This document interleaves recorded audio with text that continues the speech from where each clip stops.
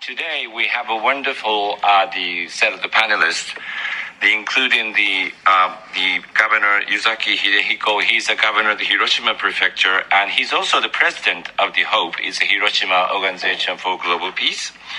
We do have the professor Nobumasa Akiyama. He's the moderator for today's session. And also we have the wonderful set of the panelists, including the Dr. Titi Elasto. She's a senior researcher at the Weapons of Mass Destruction Program, Stockholm Institute, International Peace Research Institute, so-called SIPRI. And we also have a Mr. Lucas Kulesa. He's a director of the Proliferation and Nuclear Policy at the Royal United Service Institute for Defense and Security Studies, RUSI. And finally, we also have a Dr. Paulina Sinovets. She's the head and the founder of Odessa Center for Non-Proliferation. I also would like to recognize the attendance of the member of the Hiroshima Prefecture Assembly, and also there are two different delegations. First of all, I would like to recognize the chairperson, Mr. Nakamoto, and also the Mr. Uda. He's the head of delegation for Hiroshima Prefecture Assembly Overseas Delegation to visit Europe. We also have another, the 15 members from the Hiroshima Assembly, and including the chairperson and also head of delegation, the Mr. Ogata. And in total, from the Hiroshima Prefecture Assembly, we have the 22 delegations attending this NPT meeting in Geneva. And I would like to heartfully welcome these 22 Assembly members. Thank you very much for your attendance. So with that, I would like to hand over to today's moderator, the Professor Akiyama, to lead the session. Thank you very much for the kind introduction.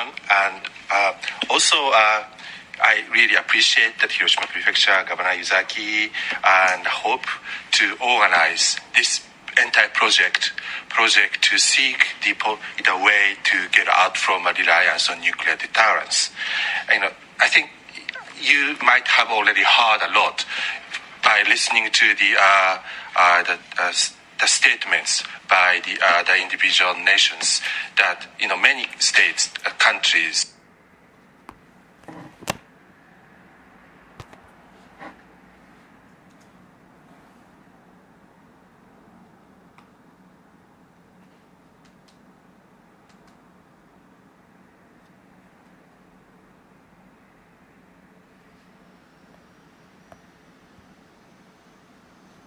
And of course, the project is still ongoing.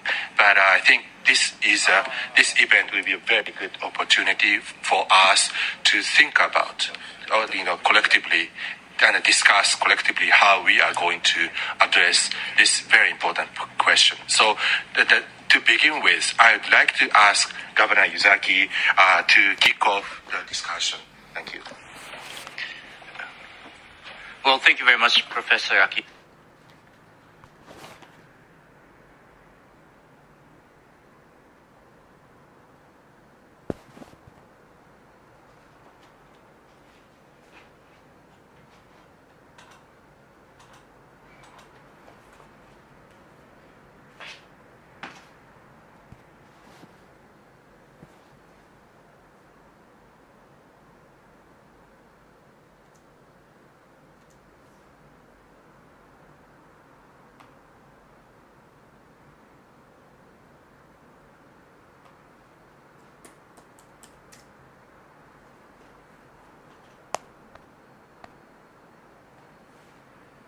Nuclear weapons.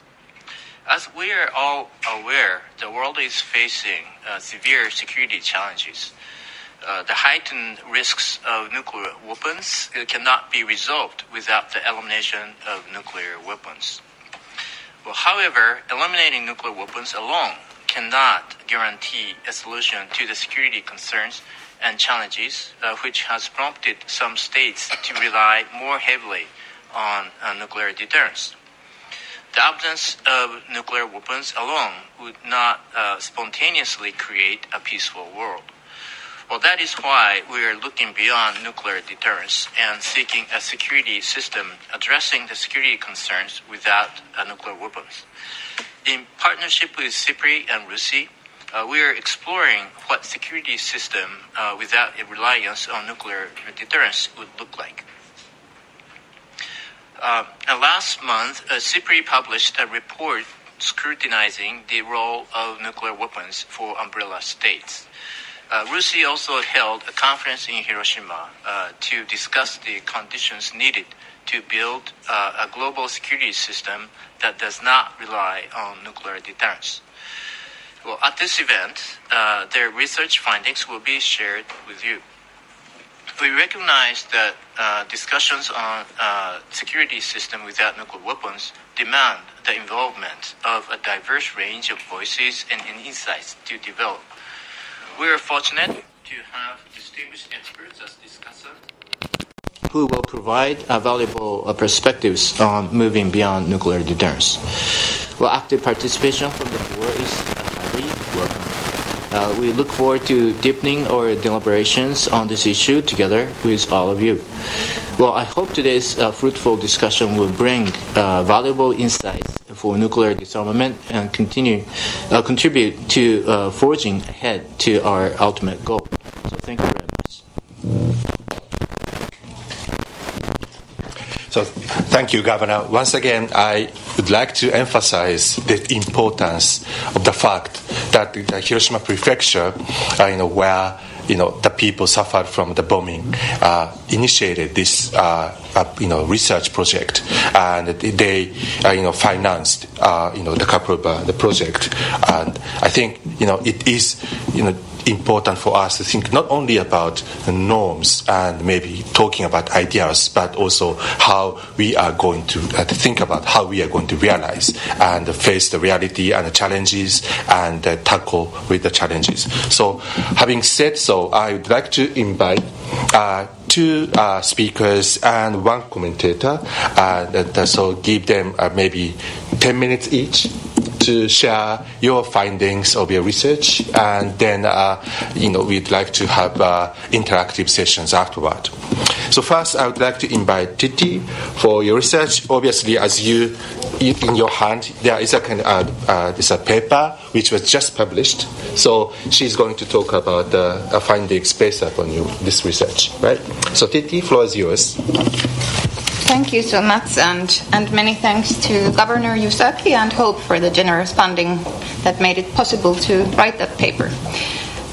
So I will be summarizing some of the main arguments made in the paper, which is titled Reducing the Role of Nuclear Weapons in Military Alliances. And as the title suggests, it examines the role of nuclear weapons in alliances as well as ways to reduce their role. However, rather than just focusing on nuclear weapons, the paper also discusses conventional military capabilities and regional balance, a bit arguing that conventionally strong military alliances could in principle do much more than they are currently doing to reduce reliance on nuclear weapons. And the focus in the paper is on U.S. allies because almost all of the existing extended nuclear deterrence arrangements are offered by the United States, of course with the exception of the recent one between Russia and Belarus. And of course the trend is now to increase rather than to reduce reliance on nuclear weapons, and this is exactly what motivated the paper and which is the problem that the paper is trying to address. So allies both in Asia and Europe have responded to the deteriorating security environment in their respective regions with efforts to strengthen deterrence, including nuclear deterrence.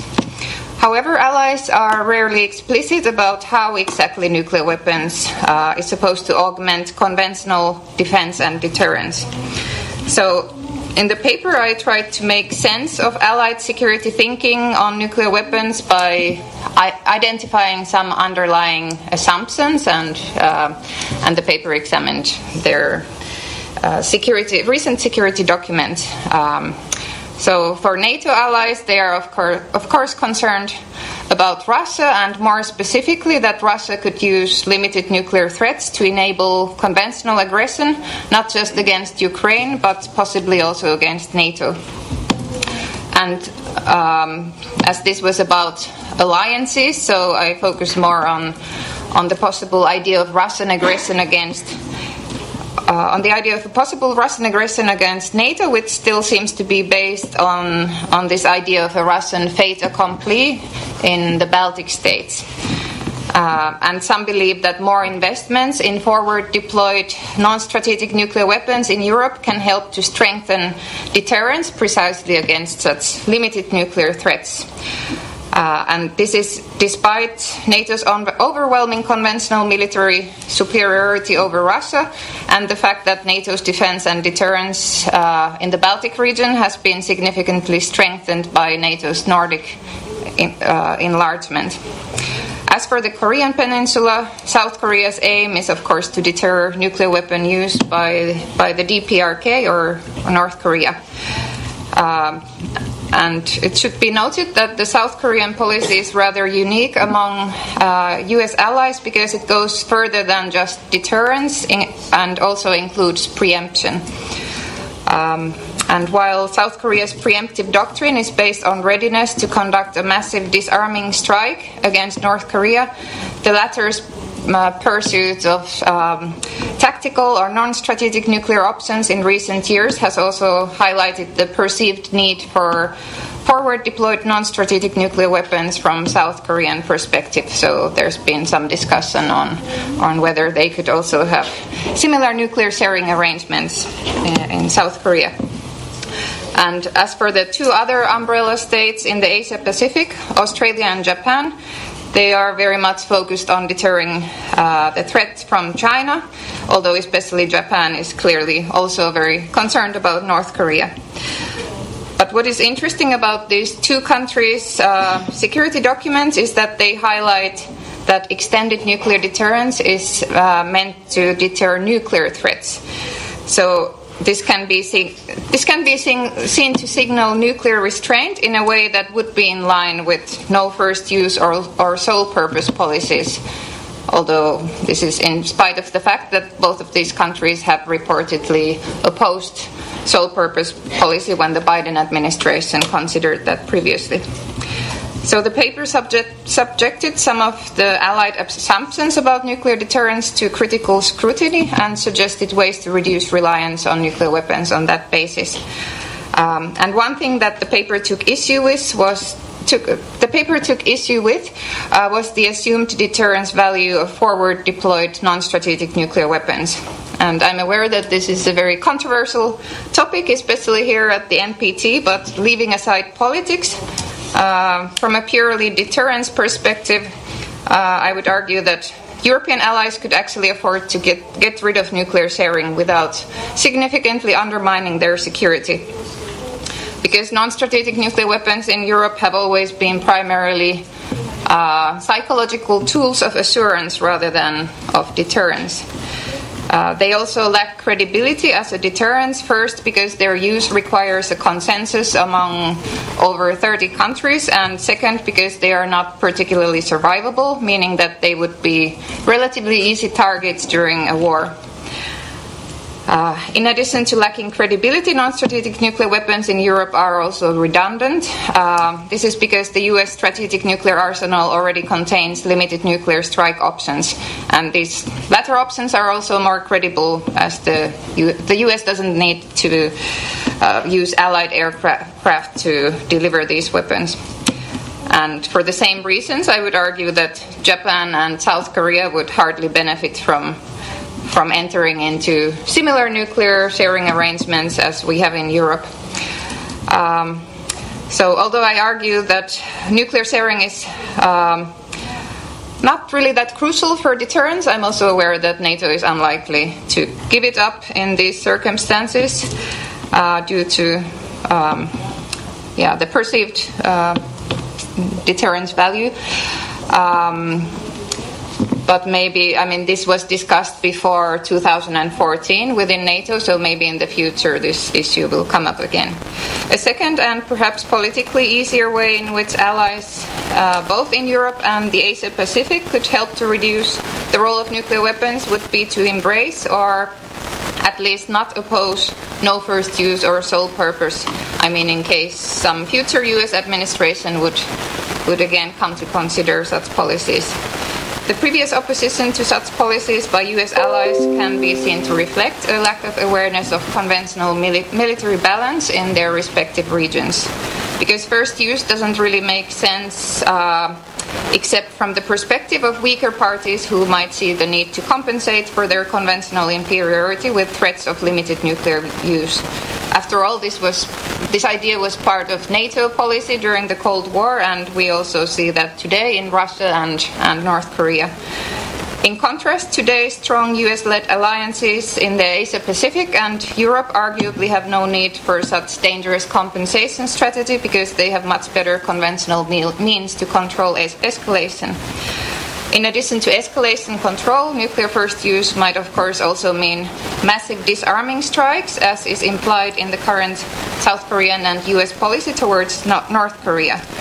And I argued that this is hardly a sustainable policy either, because the preemptive strategy against North Korea, as some other experts have also noted, can already be seen to have fueled arms race dynamics and heightened escalation risks in the Korean Peninsula.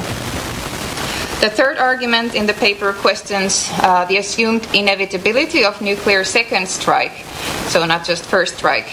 In other words, it questions the assumption that nuclear first use by one side must necessarily lead the other side to retaliate in kind or then back off. More specifically, I refer to the idea of conventional deterrence of nuclear weapon use, which other experts have also discussed recently. And this discussion is not just based on realism, but actually observation of recent reports of a potential U.S. response to a potential Russian nuclear weapon use in connection with its war on Ukraine. Which would seem to be conventional rather than nuclear. So, although conventional deterrence of nuclear weapon use might sound radical from the point of view of nuclear deterrence theory, it already seems to be a reality that should be better reflected in allied thinking and assurance practices, which very much revolve on this assumed inevitability of a nuclear second strike. So, if I still have time, I would quickly sum up by saying that updating Allied deterrence thinking to current realities, especially by factoring in conventional deterrence considerations and also recalling the enormous risks related to nuclear deterrence, could open the door to reducing reliance on nuclear weapons in military alliances. And while greater appreciation of their own conventional superiority or strength relative to regional adversaries should temper some of the worst fears of allies, regional military imbalance also means that those adversaries, especially, the adversaries that allies have around which their threat perceptions revolve,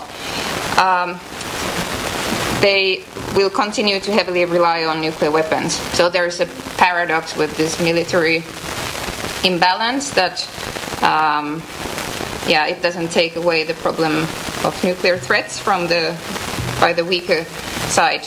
But mirroring this policy, this heavy reliance on nuclear weapons, will not fix the problem, and in fact it can increase nuclear risks. And finally, while conventional deterrence is preferable to nuclear deterrence, allies should recognize limitations of deterrence of any kind, because deterrence doesn't do away with the ability of nuclear-armed states to destroy one another or the rest of the world, but rather it seeks to appeal to their rationality not to do so.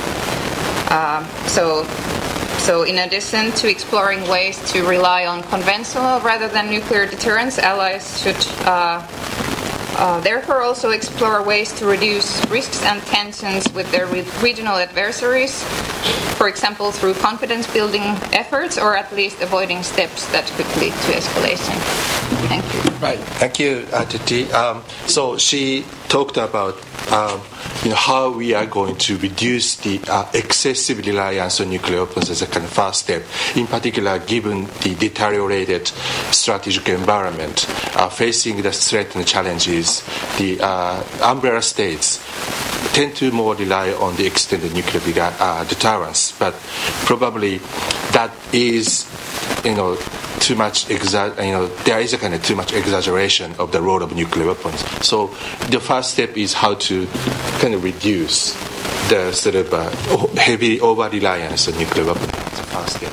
Also, what will be the measures to reduce the role of nuclear weapons in the doctrine basis, and talked about some declaratory policies and so forth.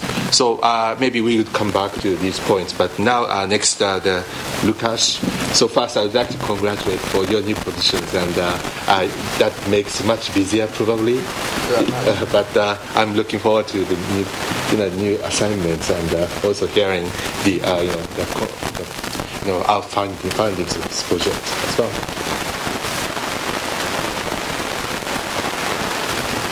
I hope it's on. Indeed, these are the first weeks at my new position at RUSI, but I'll be talking about a project that started earlier, and I was happy to be engaged into. And I would also like to start with thanking our partners, the Hiroshima Organization for Global Peace, Hiroshima Prefecture, and Mr. Governor personally, and also everyone who participated in various activities within the project, which, unlike SIPRI and NTT, doesn't have a written outcome yet, but it is coming before the end of this year. Expect a similar report or paper summarizing the results of our work, which follow a similar pattern of questions to SIPRI, but in a more enlarged and slightly different configuration, because as part of this project in late 2023 and early 2024 we conducted 3 regional workshops looking at the situation in the Indo-Pacific, Euro-Atlantic and Middle Eastern region, and also, as it was mentioned, we convened a capstone conference in Hiroshima. The purpose was to gather preliminary thoughts on 3 basic questions.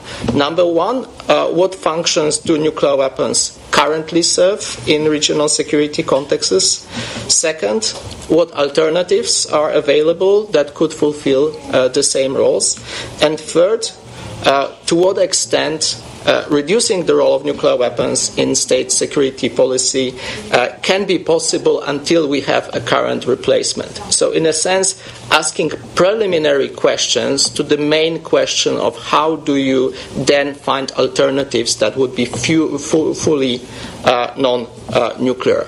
The participants included non-governmental experts from a number of nuclear-armed states and from a number of countries in Europe and Indo-Pacific covered by extended nuclear deterrence guarantees. Some of the participants remained deeply skeptical about the value of nuclear deterrence practices, some less so, but all remained concerned about the level of nuclear risks that we have right now. The starting point of this particular initiative, and of course a starting point can be questioned, is the proposition that the reduction of the role of nuclear weapons could be achieved through nuclear possessors themselves, phasing out rather than decisively rejecting reliance on these weapons. It assumed, therefore, that the decision makers will need to persuade it that comparable sense of security can be achieved in a nuclear-free world and in the time of progress towards a nuclear-free world. Still, the guiding principle was not to reproduce the status quo, what we already have, but rather to investigate the options in the NPT language to further diminish the roles and significance of nuclear weapons in all military and security concepts, doctrines, and policies. The starting point in 2024 is a difficult one, and it was already mentioned that the salience of nuclear weapons has been increasing, especially in the Euro-Atlantic space and in the Pacific region. The 2022 full-scale aggression of Russia against Ukraine, accompanied by Russian nuclear signaling, attempts at nuclear intimidation, concerns over North Korean nuclear developments and nuclear brinkmanship, China's reported buildup of nuclear forces, these are all acting as accelerator of these processes of increasing the salience of nuclear weapon. Titi has already discussed the situation within the alliances that rely on extended nuclear deterrence guarantees. The Middle East, we have recently seen major escalation of tensions and regional conflicts. So far, the salience of nuclear weapons, the threat of nuclear proliferation in the region has remained constrained. Still, complacency and lack of progress on initiatives such as the Middle East zone free of weapons of mass destruction may lead to the deterioration of the situation there as well. As you know, nuclear doctrines and postures of the possessors vary significantly. In many cases, the roles of nuclear weapons include tasks beyond deterring of nuclear attack. They aim to address the threat from other weapons of mass destruction, from major conventional conflicts, provide extended deterrence and alliance reassurance, and, if deterrence fails in some cases, terminate the conflict on acceptable terms or engage in escalation management. In some cases, nuclear weapons seem to enable the possessors to engage in nuclear coercion or nuclear intimidation under a nuclear shadow. Ownership of nuclear weapons may still in some cases convey international status and prestige, serve as an instrument of shaping or boosting the national self-image. One of the findings from this project, in several cases in the political and expert discourses in nuclear-armed state in recent years, there have been a focus on the alleged vulnerabilities or so-called deterrence gaps, the inadequacies of nuclear postures, and the need to address these perceived gaps through either enlarging the scope of nuclear deterrence or increasing the size and composition of nuclear forces. Affecting further the perception of the salience of nuclear weapons is the interconnectedness within and between region. There's been a lot of focus recently on the trilateral relations between United States, Russia, and China, but the nuclear deterrence landscape has already become increasingly multipolar and complex. Additional and I think very important observation from the project's meetings is that in many cases, the formal nuclear doctrines of nuclear possessors and understanding of the role of nuclear weapons by the experts from these countries themselves significantly differ from the perception and interpretations of the adversaries and in other countries. From the inside, these doctrines are usually seen as more extensive in scope and with a lower nuclear use threshold than the one declared. That includes the perception that the U.S. nuclear strategy is aimed at gaining a nuclear primacy, allowing it to engage in disarming first strike. Perception that the Chinese no first use policy is not credible, or perception that the actual threshold of nuclear weapons use of Russia is lower than its doctrinal one. So all of these factors have to be weighted in discussing the possibility of next steps. The room for maneuver here is limited in current international settings. As already was discussed, for a nuclear-armed and a number of nuclear umbrella states, nuclear weapons are a central part of their country's security. Nuclear deterrence is perceived as the ultimate guarantee or the bedrock of national security against nuclear attack. Therefore, project's participants referred to downsizing or right-sizing nuclear deterrence as perhaps the most feasible and realistic first steps in the gradual narrowing down of the role played by nuclear weapons.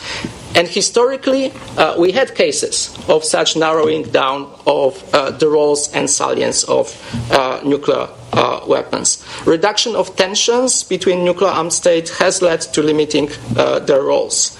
For example, through bilateral arms control agreements and measures at the end of the Cold War. We had phasing out in many cases of the battlefield or tactical use of nuclear weapons, both in the doctrine and in the case of the systems, nuclear weapon systems that were sustaining such a role. We had a Russian nuclear doctrine that in the 1990s was more extensive than it is right now and included the possibility of nuclear use in regional scenario. We had also the changes in the U.S. declaratory policy. So it is possible. Progress in this regard would most likely need to be incremental.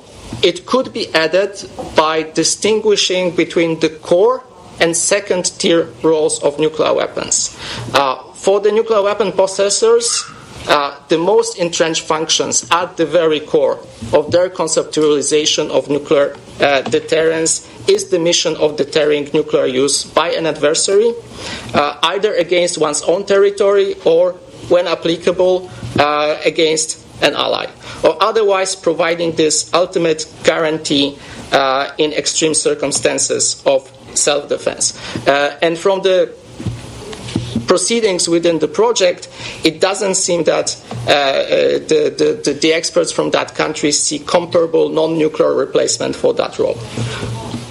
With regards to other second-tier roles, progress would require national and alliance-level examination of the credibility, potential effects, legality, and feasibility of utilizing nuclear weapons in various scenarios. That could lead us to identifying the roles in which nuclear weapons importance can be discontinued or where nuclear weapons can be substituted by other measures. This progress can be conceptualized along the following paths. And these paths can be pursued in parallel rather than in a sequence. Firstly, devaluing the role of nuclear weapons as a source of national, international status and prestige. Secondly, examining and pushing back against extensive claims of the usefulness and effectiveness of nuclear weapons as instruments of deterrence, influence, or coercion during crisis and conflict, about their utility in hybrid warfare scenarios, about their utility in dealing with threats emanating from non-state actors. Here, I would also like to point to the lessons learned so far from the war in Ukraine, which point to questionable utility and questionable value of Russian attempts to use its nuclear arsenal for intimidation purposes, both against Ukraine and against its partners providing military assistance to it. The credibility of threatening a nuclear response to a range of non-nuclear attack, even the credibility of maintaining strategic ambiguity can be challenged. Thirdly, replacing the roles which are currently earmarked for nuclear weapons in very specific scenarios and missions in doctrines and military planning of particular possessors. In this area, the project's participant concluded that any general across-the-board substitution of nuclear weapons by conventional capabilities and broader non-nuclear capabilities would probably not be feasible. Partly because, and I think that very much mirrors Titi's comments and findings, that would put the nuclear possessors who are currently conventionally superior in even more advantageous position against countries which currently see nuclear weapons as instruments to address conventional imbalances. Pakistan versus India, Russia versus United States or NATO. Here we can even have a perverse effect in which investments into non-nuclear offensive and defensive military capabilities may increase these countries' reliance on nuclear weapons and lead them towards lowering the nuclear thresholds.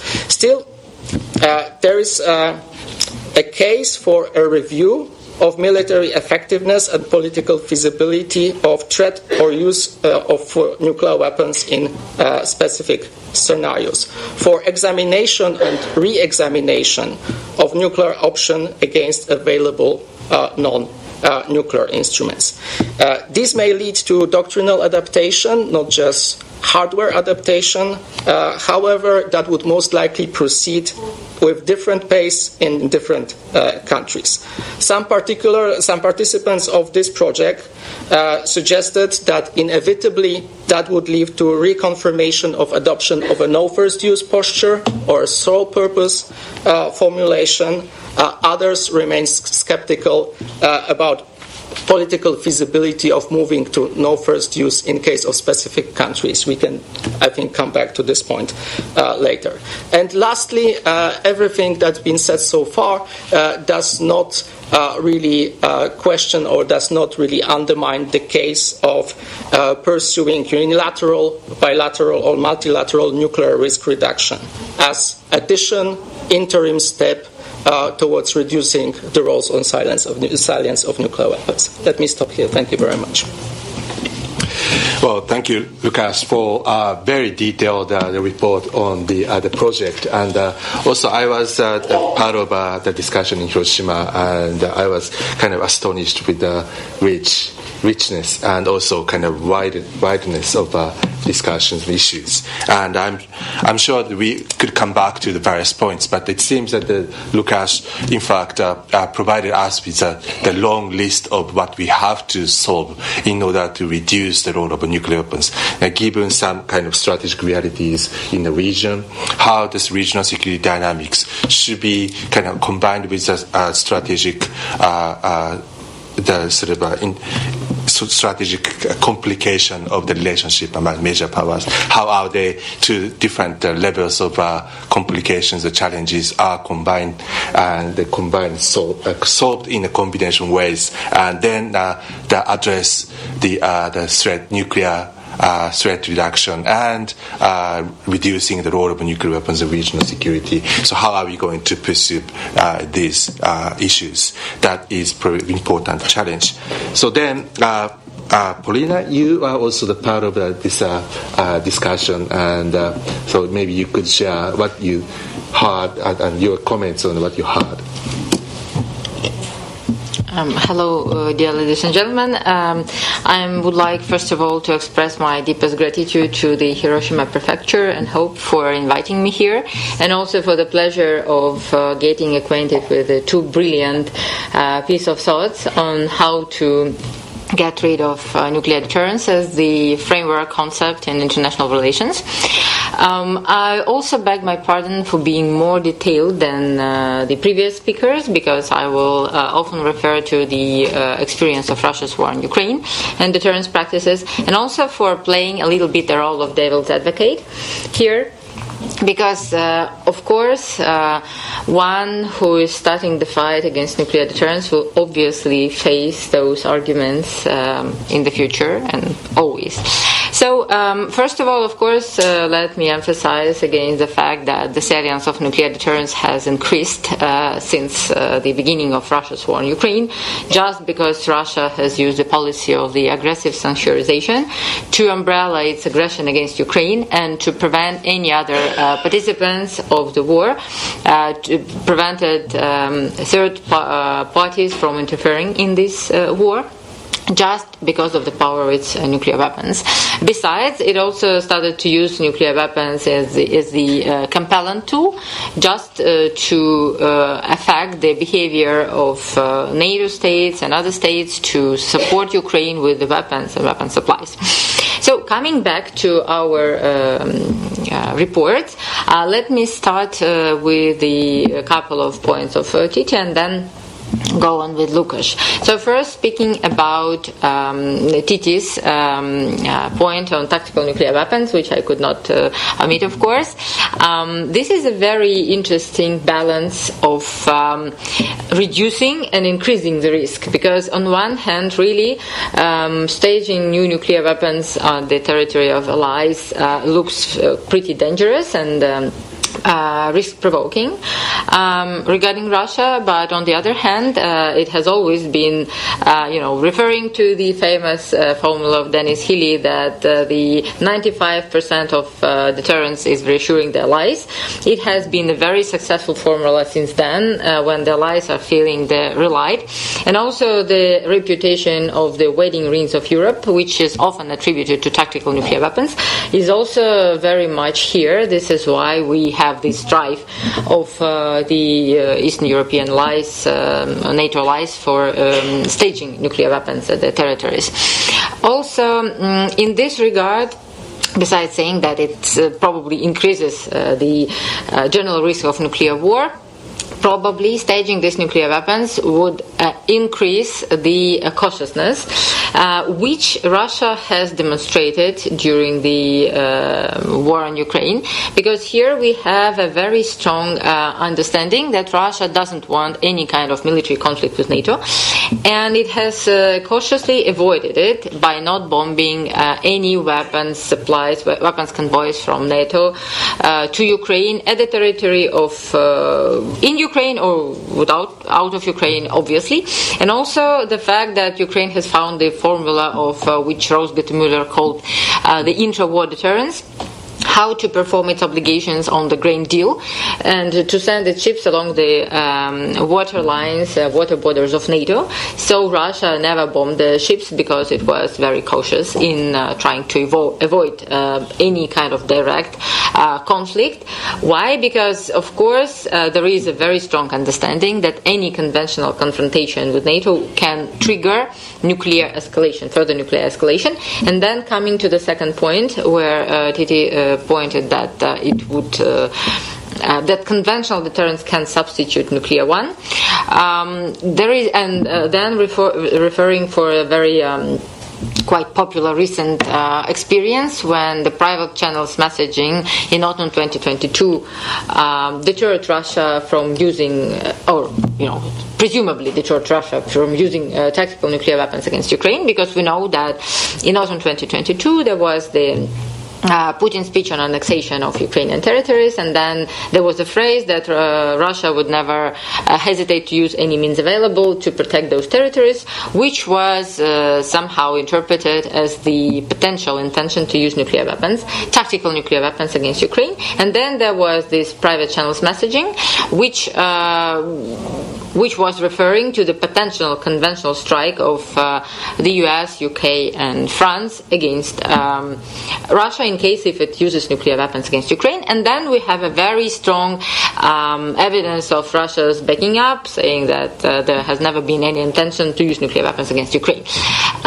It was a very conventional signal, and then Russia was obviously, at least how it looks like, it was deterred. However, we should never forget who was sending the signal. The signal from the three nuclear powers had a very strong nuclear shadows behind.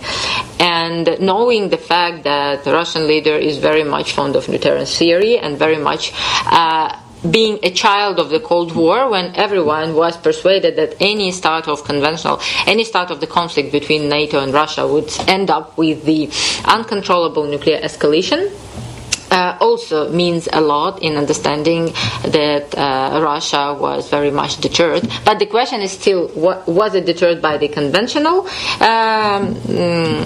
threat or by the strong threat of nuclear consequences which can follow the conventional operation?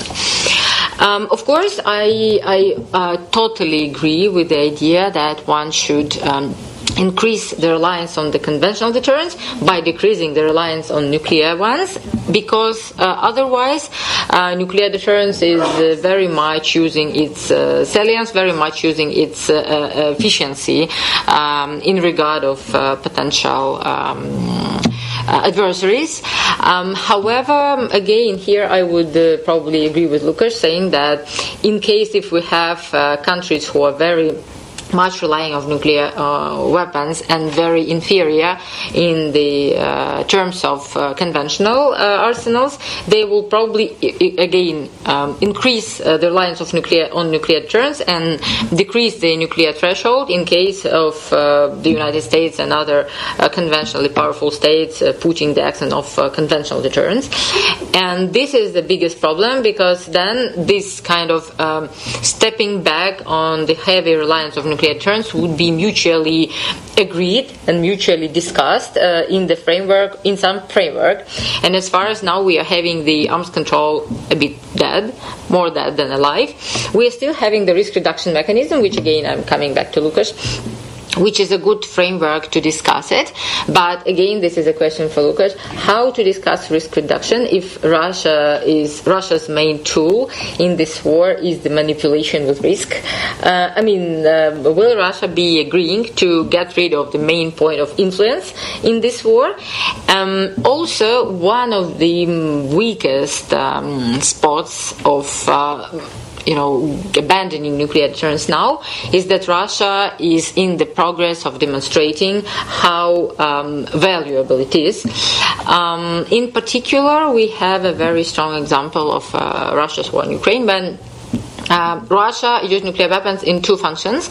Basically deterrent, when of course nobody is interfering in this war, but also in the function of the nuclear compellents, because in the beginning NATO member state members were pretty hesitant to send the weapons to Ukraine, the ones which Russia was associated with red lines. However, the good news is that the more Russia was using its nuclear threats, the less credible they sounded, and at the end now we are facing the situation that most of the weapons which Russia was calling the red lines are already supplied to Ukraine or is going to be supplied to Ukraine. The bad news is that Russia is still very widely using its nuclear blackmail and reacting, and it has a very strong reaction on any of its nuclear signals, even if it's compellant nuclear signals. Let us say when the Western allies are suggesting that Ukraine can hit any target within the territory of Russia, or targets, Russia is conducting tactical nuclear drills, and then the discussion about hitting targets is getting weaker. Again, then the discussion about non-shooting the missiles over the territory of Ukraine is also coming up, and all NATO allies are declaring that they are not going to protect Ukraine to protect the sky of Ukraine, because it's dangerous from the standpoint of escalation. And it is happening exactly at the moment when Russia is increasing its nuclear sub-rattling. So actually, NATO is suggesting, not NATO member states, are suggesting Russia how to behave to be able to manipulate the future actions of the alliance. And this is very bad, because it actually shows other states, such as nuclear Korea and potentially Iran in the future, and even China, how to use nuclear deterrence not as the basic military strategy, which it should finally be, to be devaluated, right?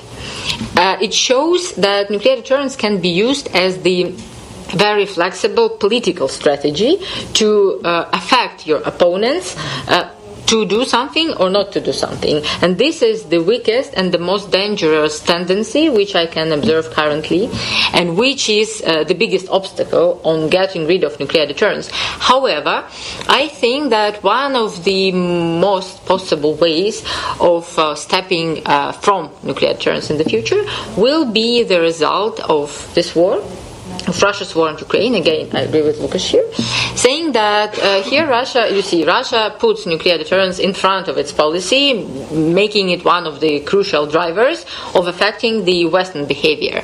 So if this behavior would not help Russia to win the war, to gain its aims, and will not prevent Ukraine from taking back its land, from victory, from defeating Russia, at least at some kind of possible frames, then it will show that nuclear deterrence is still remaining the basic military strategy, not the main general geopolitical strategy one can use against other rivals.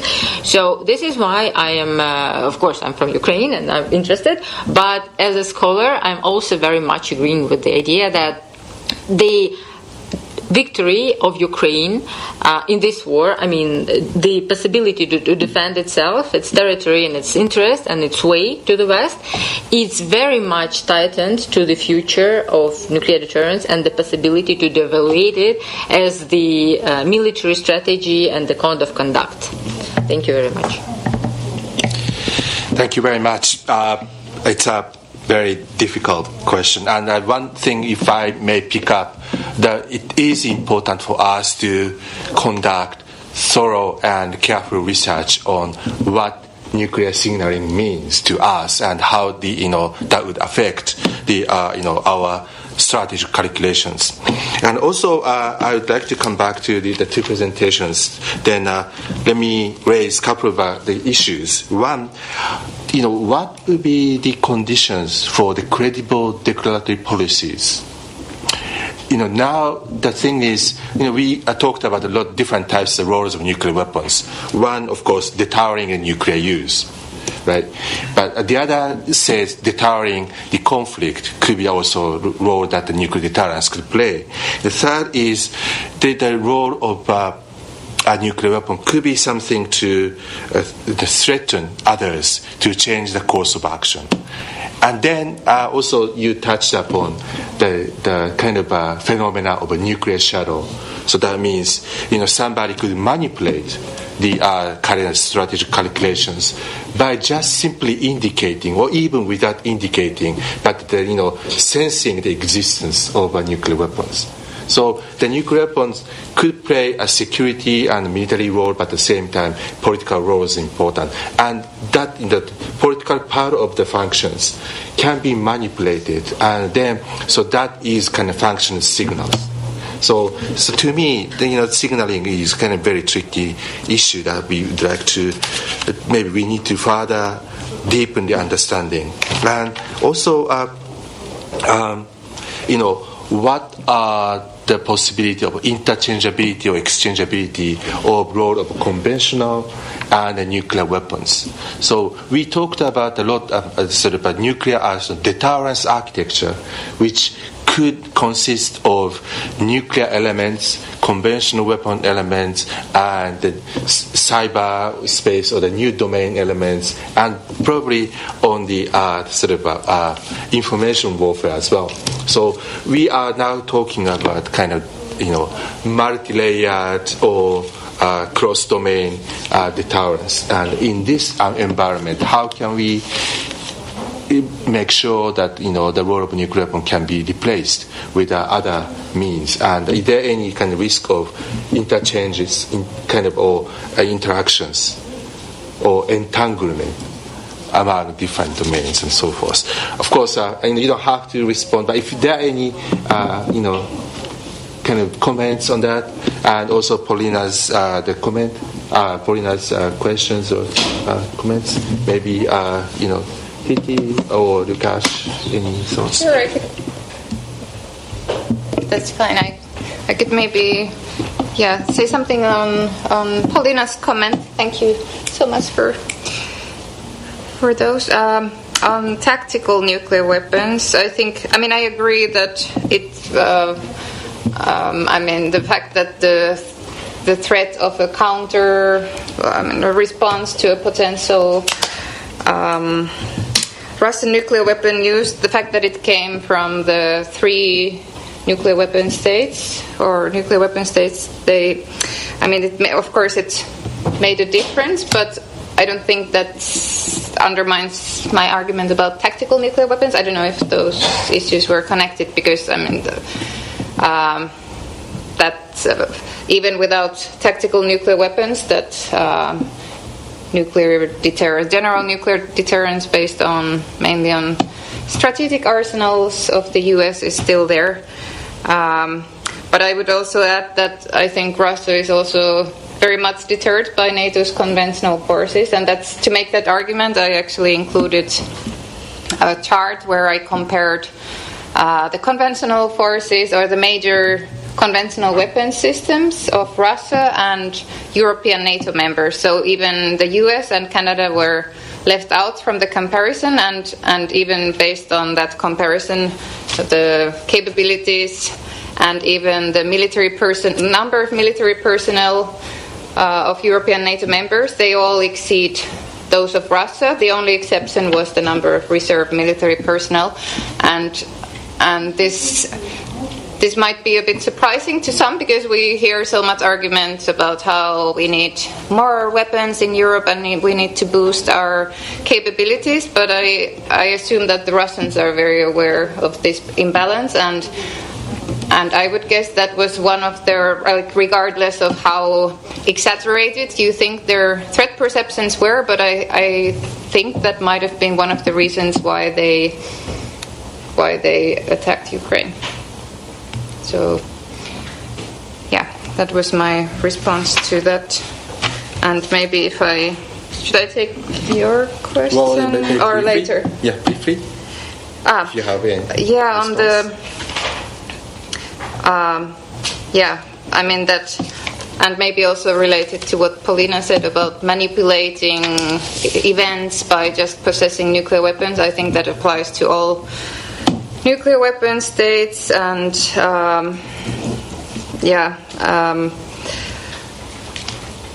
of course, then if you talk about getting rid of the entire nuclear arsenals, like complete disarmament, then you lose that element. But yeah, in my paper I was mostly focusing on more gradual steps, like getting rid of capabilities that are not really, or parts of doctrines that are not really necessary for deterrence.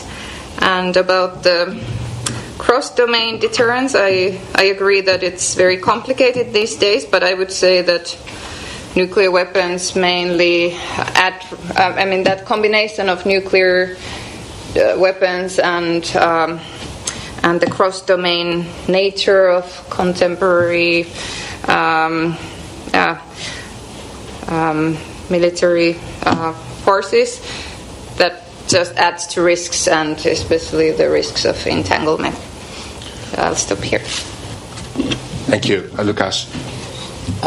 Just very, very briefly on Paulina's question. Yes, cooperative risk reduction seems to be more and more challenging because of lack of interest from Russia, but also very spotted interest from China in some of the ideas that are put on the table. But China has its own ideas about risk reduction measures and measures to increase confidence, including in the P5 process. So there is no one risk reduction agenda that can be followed by everyone. I think we would need to also take into account the perspective from other P5 countries. I would focus your attention on the possibility of unilateral risk reduction measures, including transparency, for example, including the amount of information about both the doctrines and the actual size of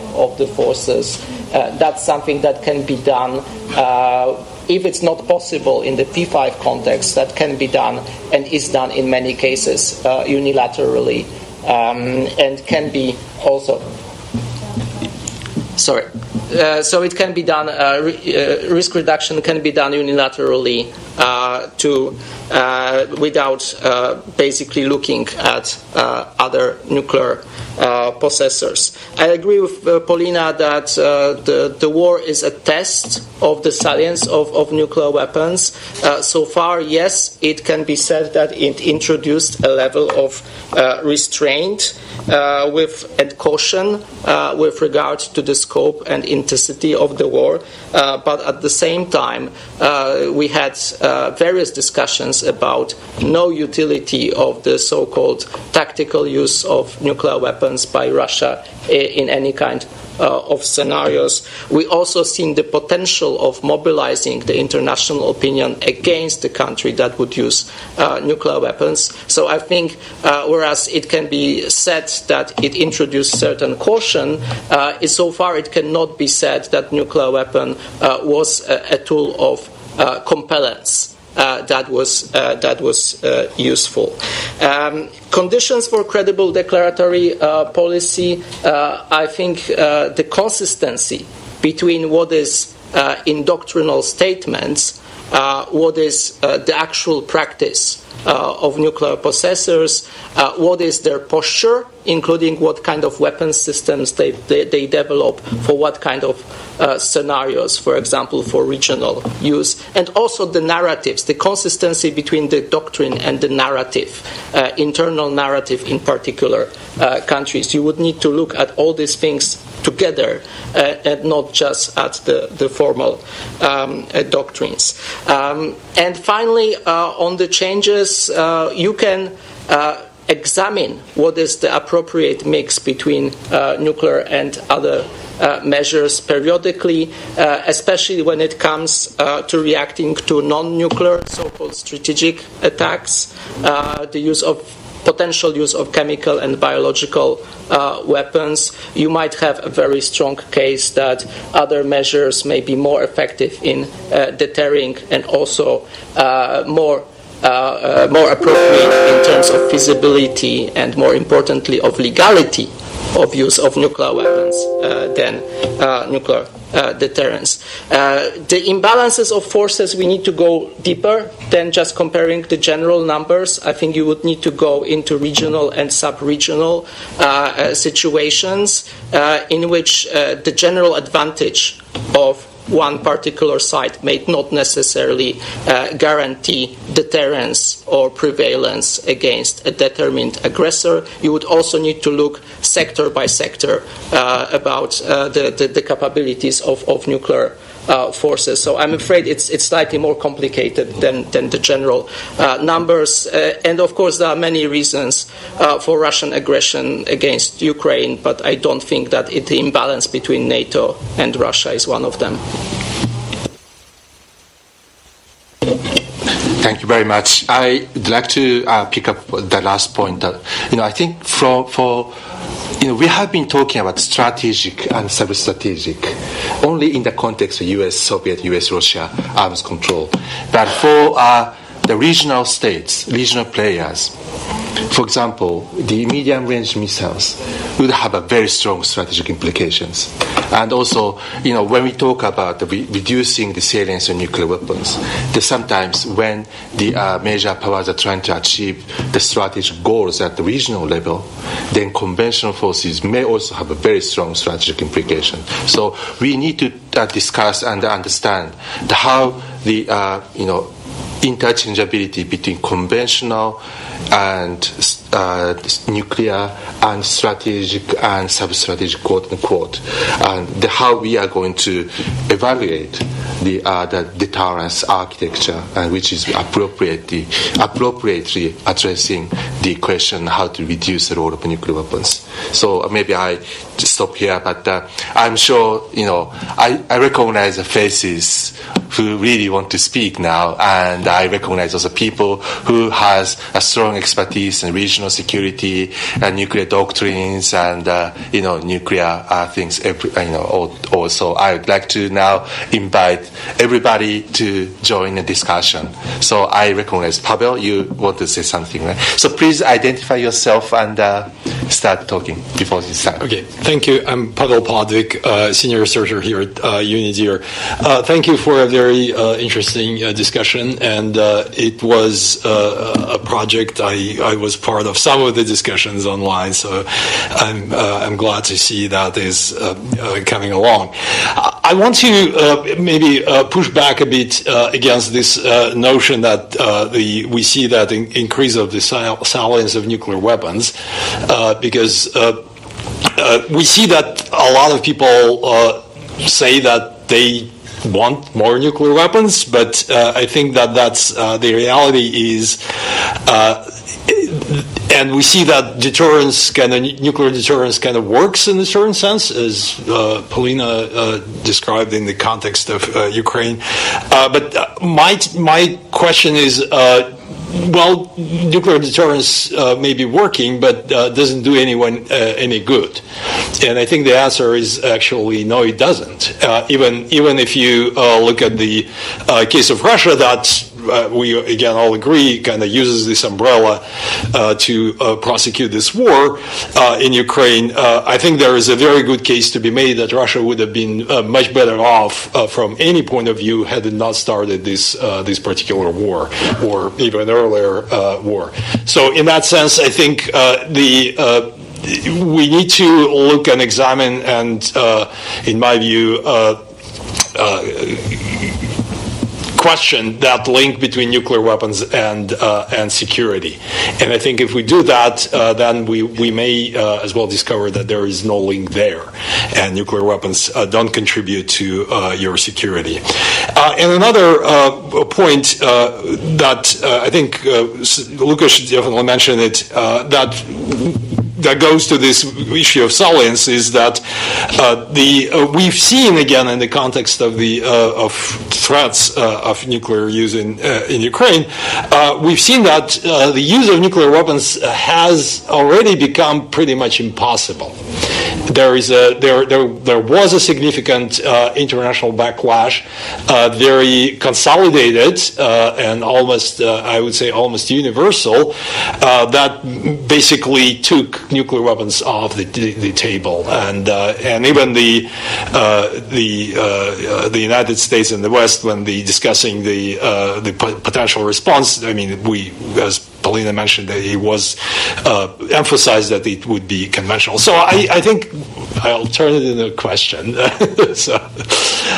So maybe we should just kind of read the room and just start with this notion that well, look, nuclear weapons don't bring you security, and the task here is not kind of reducing the salience, but just managing the process, just recognizing that they are useless already, and managing kind of finding ways to remove them from the site.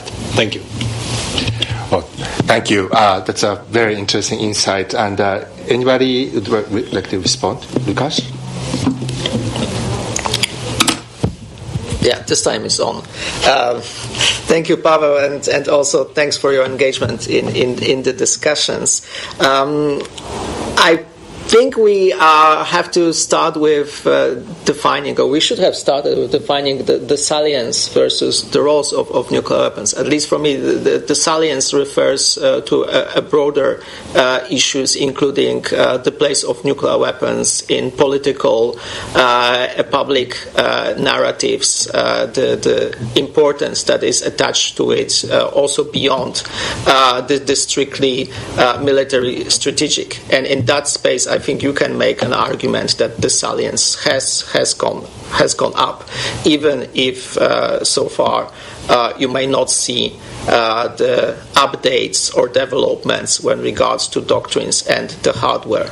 There might be coming, because at least in Russia we had the announcement about the work on an update of the doctrinal documents about the use of and the use of nuclear deterrence. So things might be progressing in number of contexts, including NATO. I think you have some adaptation to what is happening.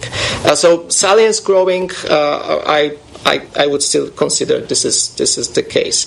And I would also say nuclear deterrence is working in particular narrow cases that more or less correspond to what we were trying to describe as this core or fundamental functions of nuclear weapons, which is mostly around deterring nuclear use against yourself and in some cases against your allies. In other cases, yes, I agree, we might benefit from right-sizing or actually examining the usefulness of nuclear deterrence or being more precise about what nuclear possessors or nuclear alliances expect the nuclear weapons to deter and what they may not expect nuclear weapons to deter.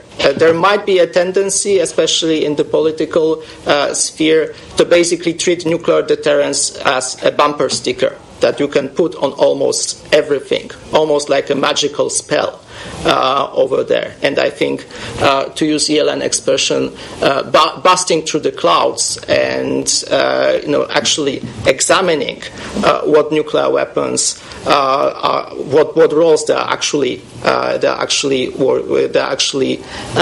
providing, what uses they're actually providing. That might be a good exercise. That may not necessarily lead to reducing, but might be interesting and important anyway.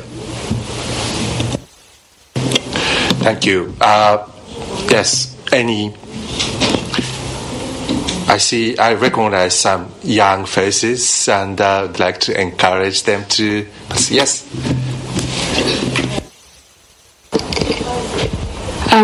My name is Naomi. I'm from Pax Christi Flanders. I had a question in regards of how deterrence benefits Russia, because as was mentioned earlier, that most allied states under NATO could be okay with their conventional deterrence, and that specifically why Russia has not actually used, not only for that reason, but why they haven't actually bombed any areas is because they would not want to go into confrontation with NATO. Do you believe that it would take Russia to dramatically improve their conventional deterrence to start considering the option of giving a smaller role to nuclear deterrence in their military strategy? Right. Thank you. Yes, Polina? I would say yes. Thank you for this question. I would say that it's a very interesting question because on one hand, yes, I think that Russia will, throughout this war, Russia will critically improve its conventional capabilities and therefore conventional deterrence just because of taking good lessons from its earlier defeats and problems with the war. But on the other hand, what drives Russia's motivation to nuclear weapons is the fact that everyone, of course, understands that NATO has primacy over conventional weapons, on one hand. On the other hand, it's not a matter of capabilities. It's not a competition of capabilities. It's competition of resolve.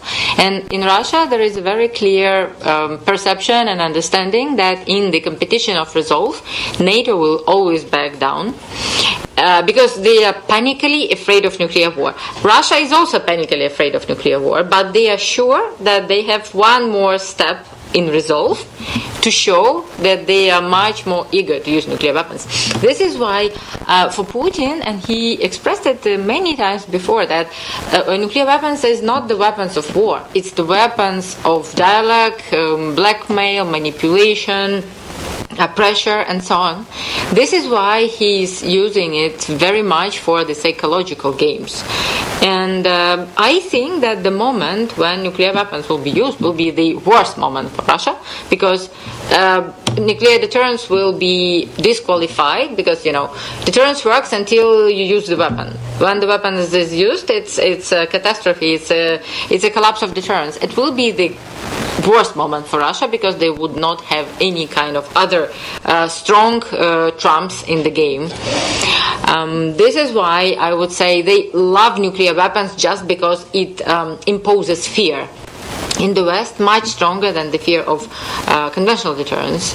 As we know, the famous expression of Margaret Thatcher, who said that every village in Europe has the experience of conventional deterrence failure, and those are the First World War, Second World War, and so on, while nuclear deterrence rests on that kind of irrational fear, which Russia is very artfully playing with. This is the main idea, the fear. Not the actual weapons. Yeah, thank you. Thank you. Any follow-up?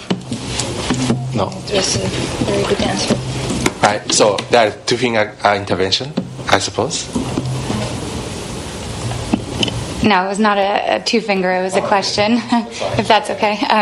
Yes, hello, Patricia Everick from the Nuclear Threat Initiative. Thank you so much for all your interesting presentations. I wanted to follow up on something that Łukasz said about the salience of nuclear weapons and deterrence, not only strictly in the military sense, but also in the political and public space. And I see how reducing the military role of nuclear weapons can be done through risk reduction measures, arms control, military assessments. But I was wondering if you have any ideas on how to sort of counter the narrative, the political narrative at the moment around, the nuclear weapons as the ultimate guarantee for security, and also in the public space. If you have any ideas how to do that on the side of civil society, for example. Thank you. Counter-narrative against the sort of role of nuclear weapons and nuclear deterrence. Maybe I would like to invite you guys, but also Governor Yuzaki, if you have any questions about this. Maybe, any opinions about this, that would be nice. Well, I think, the first is, again, the military, roles, the decreasing role in the military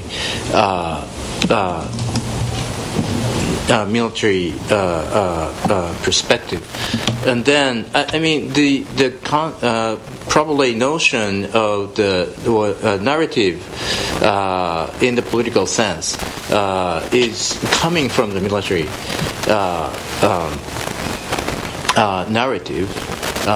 So I think the first thing is for military and security people to understand or to reduce the roles of nuclear weapons, and then that will be reflected in the political narratives, because no one is gonna say when there's less military roles, and then we have we're tough guys because we have, while the military people are saying there's much less roles in the military sense. Right. Someone Is it working? Yes. Yeah, a good question. I guess many of these arguments today that present nuclear weapons as some kind of a magical solutions for all kinds of security problems, they're based on ignorance, I would say, on the risks involved in nuclear deterrence, and the fact that nuclear deterrence is basically just a theory based on a lot of assumptions about how the adversary might be affected by our threats. And like I tried to argue in the paper, I think it also reflects some ignorance about the relationship between conventional and nuclear deterrence. So I would say that maybe one way to counter the narrative would be to push those who make the arguments about nuclear deterrence being such a great solution to all the security problems to be more precise, like how exactly and are they really sure that it impacts the adversary in the way that they believe. Yeah. I think nobody mentioned yet the issue of disarmament education, which is a theme at the very, very strong at the NPT, and also highlighted and promoted by specific groups, including NPDI. So reinvesting into disarmament education, that's one area. Second, I agree, engaging in this discussion as part of civil society, and I consider experts as part of civil society in a way that would provide the check on some of these claims that I consider extensive, but at the same time engage with the functions of nuclear weapons and the utility of nuclear deterrence as seen as the possessors of nuclear weapons and alliance that rely on nuclear extended deterrence. So engaging with the argument rather than against the argument, that would be my advice. Thank you. If I may add, I've been wondering if we keep on we continues the history of non-use for next 20 years, how many people would believe that there will be a kind of military function in the nuclear weapons, and who are going to willing to use the nuclear weapons, and how much they can trust. I mean, now, to me, I myself are a little bit skeptical about the credibility of declaratory policies, because we don't know whether they really use or not, and there may be a chance that they would use it. But if the history of non-use continues like 100 years, then if you are military planners, how do you trust the weapons which has not been used? Even though in conceptually we understand there may be huge military utilities, but then we don't know the consequences. And in particular, if we are thinking about the weapons as a kind of tool to achieve the strategic goals, then the nuclear weapon will be a double-edged sword that could achieve the goal of military goals, but at the same time it may really destroy the strategic objectives. So in that respect, I'm kind of wondering how can we consider the effectiveness of keep on the non-use of nuclear weapons. But alternatively, the other side of the coin is,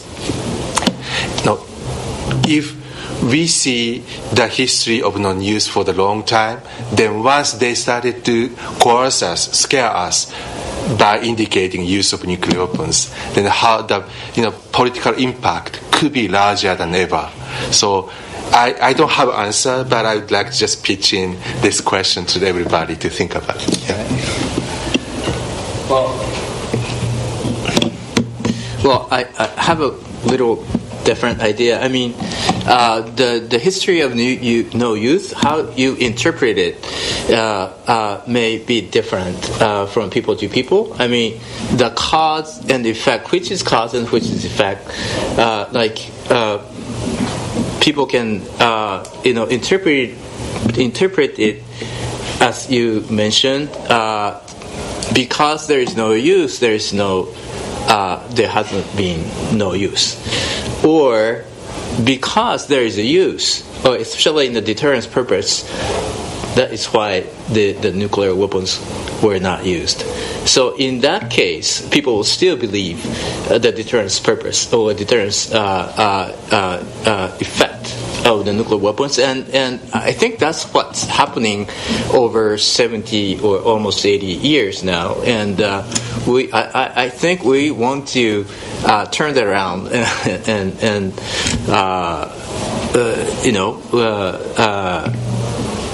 not. Well, I'm sorry to object you here at this point, but I think that could happen. I mean, there might be people who understand that way, but there will be people who understand the other way too. Sure, I understand the logic, but at the same time, I think something that Pauline suggested that's important is how the current ongoing war in the Ukraine ends. So if the war end without involving the nuclear weapons, then I think there could be a kind of revisit of the role of nuclear weapons and utilities, political military utilities of nuclear weapons. So for us, it is important anyhow, to end the war without kind of role of nuclear weapons, I think. But yes, Titi. I still have time. I just wanted to add that there have been, now we know of many cases where use was actually dangerously close. So it was like looking at history, we were very lucky that the nuclear weapons were not used, and they were of course used in Hiroshima and Nagasaki, and that showed how destructive and dangerous it is, and there's a strong norm against use still, but I would say that that norm will help and the knowledge of the consequences, but I guess there's the risk still that nuclear weapons will be used out of desperation intentionally or just through accident. Right. Thank you.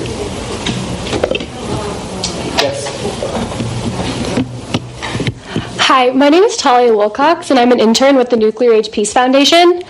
NAPF strongly supports the TPNW, but many NATO countries won't support this necessary treaty because of their commitments and reliance on extended deterrence.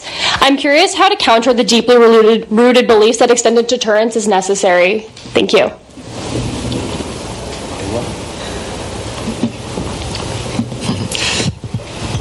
With regards to attitudes to TPNW, you need to go one floor up, and you would have the official statements from the delegation, including NATO countries that I think explain their position towards the treaty. For me, the issue of nuclear deterrence and also nuclear extended deterrence, and I'm also referring to the proceedings within the project. You would need to look at some of the core and fundamental issues that any country that is facing, or alliance that is facing a nuclear armed opponent is asking themselves.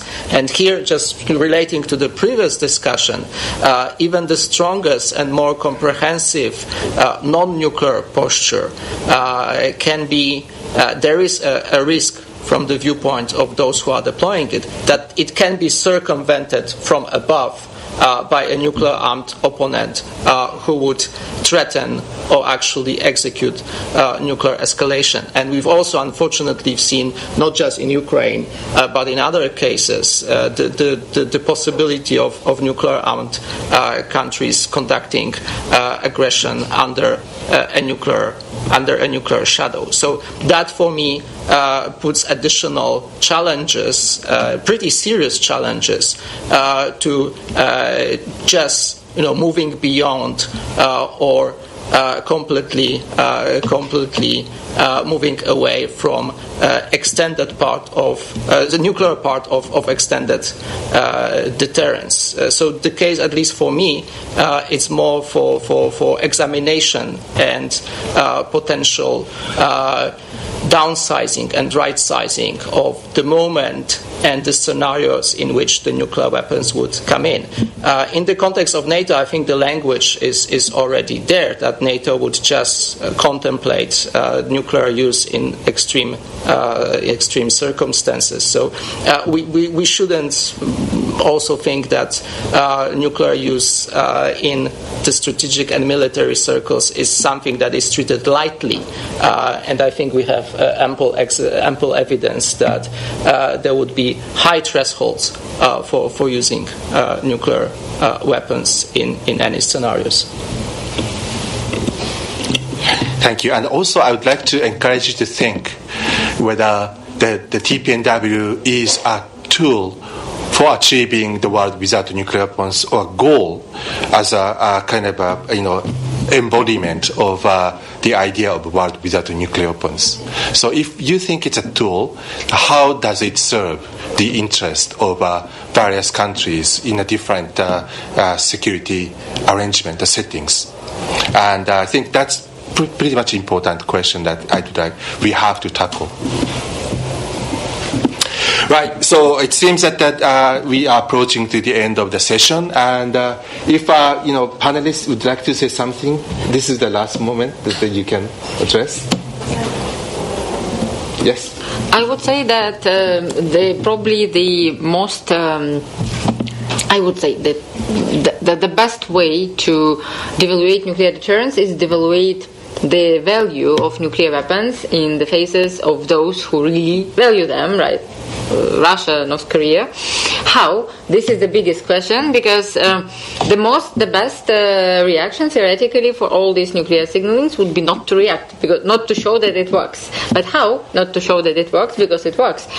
So also probably stigmatizing nuclear weapons as weapons of genocide would work, but this is a really strong work in the face of Russia, who associates it with its own sovereignty, with its own greatness. And in the worst times of 1990s, when Russia lost all attributes of superpower, the only thing which it was happy with was the superpower nuclear arsenal. So how to deal with this problem? I mean, I don't know, but it's a very psychological, strategic culture problem, and I think that there are a lot of work to be done to work on the mentality of leaders who value nuclear weapons above all. Thank you. So maybe quick final words, both of you. Yeah, we were asked and challenged to think about alternatives to the current system, but I think since we are in a pretty deep hole, the starting point is stop digging further in terms of increasing the role and salience of nuclear weapons, and then looking for one or two steps that would get us out of the hole. So we didn't discuss how do we do a non-nuclear focused international security system, but I think in the current circumstances it might be feasible to start with what could be achievable in the short-term perspective, but also not forgetting the mid and long-term perspective of getting us into a world free of nuclear weapons. Thank you. Yeah, I would just say that I think reducing the role of nuclear weapons could actually boost deterrence even more by signaling confidence in one's own conventional capabilities as being sufficient. Thank you. And before turning microphone to Governor and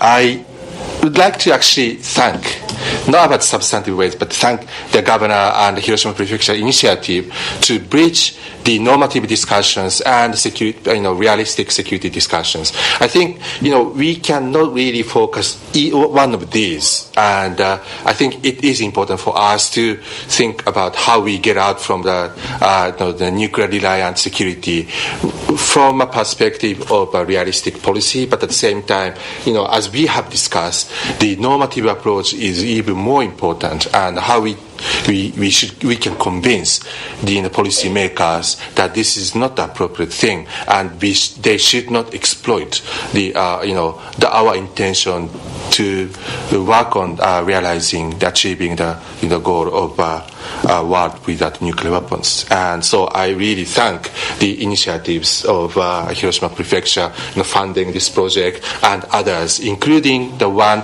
which is how we are going to incorporate the issue of nuclear disarmament into the post-SDG discussion. So nuclear weapon is existential threats that then it's really unnatural for us not to address within the sustainability of our society. So Hiroshima Prefecture is working on that project as well. So I really appreciate the prefecture. So now then the microphone back to Governor. Well, first I'd like to thank all the panelists for a very meaningful discussion, and a couple things I have take away from this session. One is the issue is very much complicated. We have a lot of points that we need to resolve still, and we need more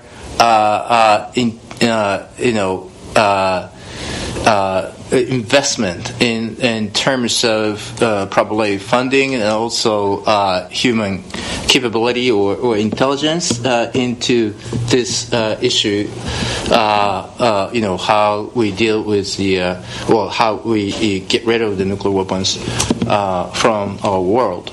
And two, as Rakesh pointed out,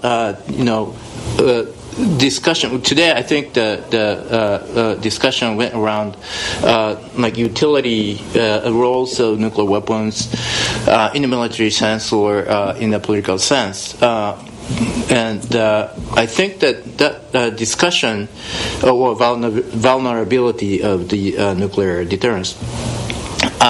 And I think that discussion is also being conducted in the framework of TPNW under the Ambassador Clement, and there'll be some outcome in spring next year. But we still need to think about the post-nuclear deterrence security framework. Otherwise, okay, we all deny the nuclear deterrence. Okay, we agreed upon that. But then whether security people or military people will really agree to, okay, let's get rid of that without having an alternative security idea. So I think we still have a lot of work to do. And again, to do that, we need to combine our, all our efforts to come up with that. So thank you very much, and thank you very much for your interest and the participation. And we hope we will work together towards the realizing the real, true world free of nuclear weapons. So thank you very much.